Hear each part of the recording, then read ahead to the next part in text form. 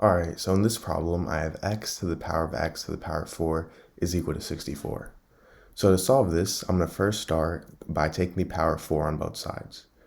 So now I have x to the power of x to the power of 4 to the power of 4 is equal to 64 to the power of 4.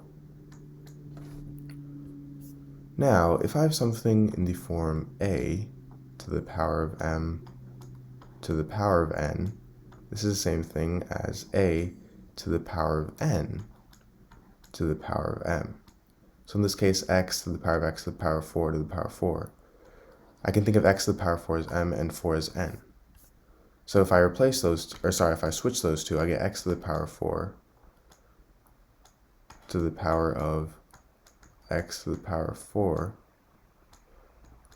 is equal to 64 to the power of 4.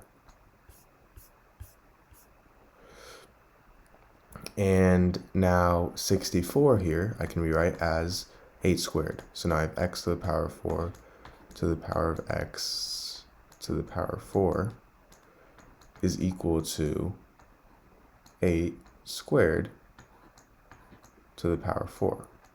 And 8 squared to the power of 4, that's the same thing as 8 to the power of 2 times 4, which is 8 to the power of 8. So I have x to the power of 4 to the power of x to the power of 4 is equal to 8 to the power of 8.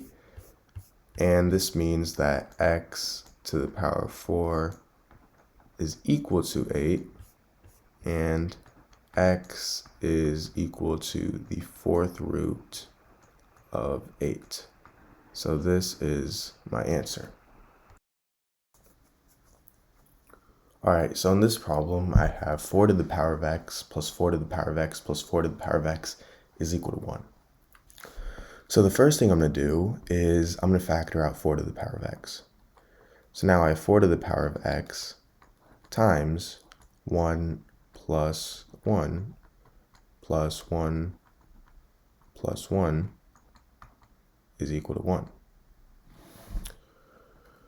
Now, if I simplify what's in the parentheses here, I get 4. So now I have 4 to the power of x times 4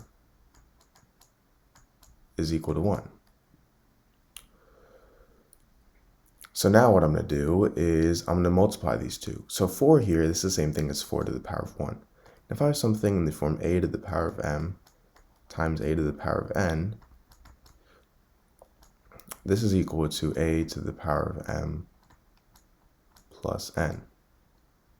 So in this case, 4 to the power of x times 4 to the power of 1, that's going to equal 4 to the power of x plus 1. And this is equal to 1. So now 1 here, this is the same thing as 4 to the power of 0. So now I have 4 to the power of x plus 1 is equal to 4 to the power of 0. And if I have something in the form a to the power of m is equal to a to the power of n, this means that m is equal to n. So in this case, x plus 1 here is equal to 0.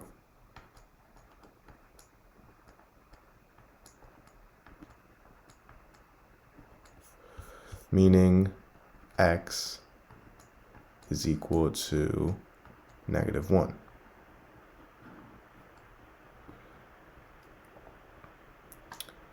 Now, another method we could have done here is, as you see here, we have 4 to the power of x right here, we have 4 to the power of x times 4 is equal to 1. So, what we could have done instead here is divide both sides by 4. So now, I have 4 to the power of x is equal to 1/4, which is the same thing as 4 to the power of -1. So now, remember, if something is in the form a to the power of m is equal to a to the power of n, that means that this is equal to this, meaning x is equal to -1. Alright, so in this problem, I have 2 to the power of x minus 2 to the power of y is equal to 120. So just looking at this problem, we can see that x is going to be greater than y. And this is because if x were less than y, then this would result in this here equaling a negative number. But because x is greater than y, this is why it's going to equal a positive number. Meaning, if x is greater than y, then x is going to equal y plus some number k. So k is a constant. So now, if I go ahead and replace x with y plus k, I get 2 to the power of y plus k minus 2 to the power of y is equal to 120.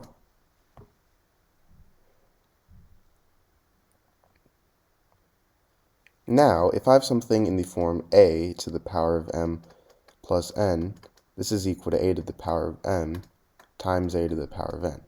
So 2 to the power of y plus k, and we write that as 2 to the power of y times 2 to the power of k. Now I have this minus 2 to the power of y is equal to 120. Now if I factor out 2 to the power of y, I get 2 to the power of y times 2 to the power of k minus 1 is equal to 120. So now this gives me two equations. I have 2 to the power of, before that actually, 120, I can go ahead and rewrite as 8 times 15. So now, as you see, this is going to give me two equations.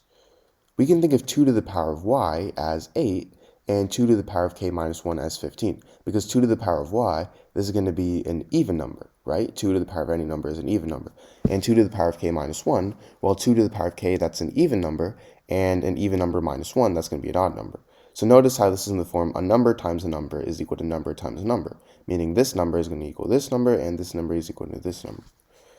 So now I have 2 to the power of y is equal to 8, and 2 to the power of k minus 1 is equal to 15. So for 2 to the power of y equals 8, y is going to equal 3, because 2 to the power of 3 is 8. So that's our solution for y. And for 2 to the power of k minus 1, add 1 on both sides. I get 2 to the power of k is equal to 16, meaning k is 4. So now that we have our value for y and k, remember x is equal to k plus y, meaning x equals 4 plus 3, which is 7. So these are my solutions.